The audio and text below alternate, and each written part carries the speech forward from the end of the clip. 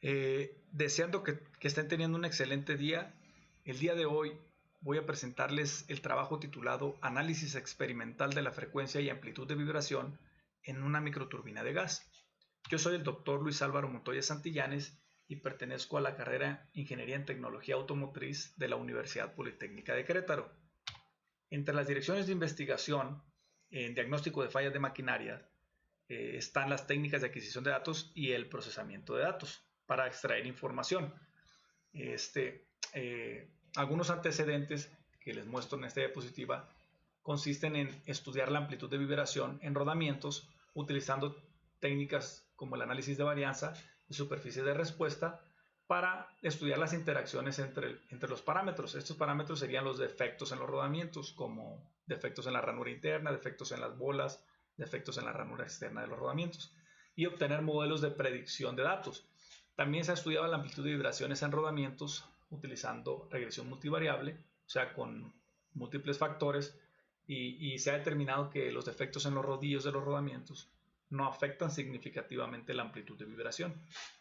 También se ha estudiado la amplitud de vibración en procesos de maquinado, como el fresado, y se han obtenido buenos modelos para predicción de datos, así como el patrón de ajuste del modelo hacia los datos experimentales. Y se ha visto que se reporta en la literatura modelos que siguen un patrón cuadrático.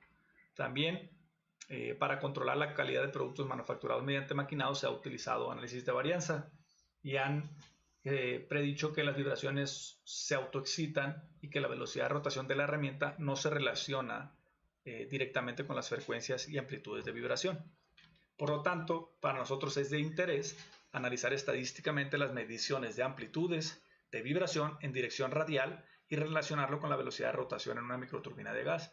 Esto con el objetivo de analizar la variabilidad de los datos, sin considerar la temperatura o los efectos de la temperatura. ¿Por qué? Porque queremos tener un modelo que nos sirva de control para trabajo futuro, donde se van a considerar mayor cantidad de efectos. Entonces, la microturbina utilizada es una réplica del modelo de Axel Borg, donde se utilizan algunas partes impresas en 3D con PLA, algunas partes metálicas en acero de alta velocidad y acero inoxidable 304, como la propela de la turbina, para resistir las altas temperaturas. El equipo utilizado para la adquisición de datos fue un acelerómetro piezoeléctrico de PCB Piezotronics, un módulo de adquisición de datos de National Instruments 9234 de sonido y vibración, y una Compact DAC de National Instruments 9174. Para el diseño de los experimentos se planteó utilizar 3 niveles de frecuencia rotacional, y esos 3 niveles nominales consistieron en 27, 76 y 127 Hz, que son 3 niveles que van desde 1600 revoluciones hasta 7600 revoluciones aproximadamente. Como no tenemos el efecto de la temperatura, no podemos utilizar gas. Lo que se hizo fue poner una fuente de aire estable a la entrada, y la velocidad máxima que alcanzamos con esa fuente fue de 127 Hz, y a partir de ahí determinamos los otros 2 niveles de frecuencia rotacional. Entonces la figura 2 muestra la amplitud de vibración con respecto a esos niveles nominales de frecuencia, y muestra los picos obtenidos de 10 repeticiones para cada frecuencia. Esto lo que hace es que suaviza los picos, o sea, suaviza el máximo de cada pico. Entonces, si nosotros tomamos el valor de cada pico para cada valor de frecuencia, que no siempre va a ser la nominal, entonces obtenemos los valores que están en la tabla 1, donde se muestran los valores promedio de la frecuencia con su respectiva desviación estándar, así como la amplitud promedio de vibración y su respectiva desviación estándar. Estos datos, o sea, los datos de las 10 repeticiones, los datos seleccionados de cada repetición, los picos de cada una de esas repeticiones, se utilizaron para para realizar el análisis de varianza de un factor.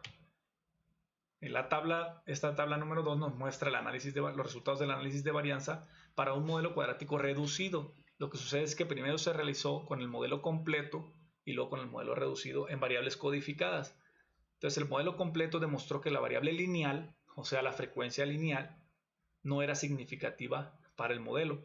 Entonces, eliminamos ese parámetro y nos dimos cuenta que el modelo reducido predice los datos con un 93%, igual que el modelo completo. Entonces, con este modelo obtenido a partir del modelo cuadrático reducido, se realizó este modelo de regresión que sigue un patrón cuadrático. Y entonces este patrón, mejor dicho, este modelo cuadrático reducido predice los datos con unos errores relativos de 0.53% para la primera frecuencia, de 0.03% para la segunda frecuencia y de 12.88% para la tercera frecuencia.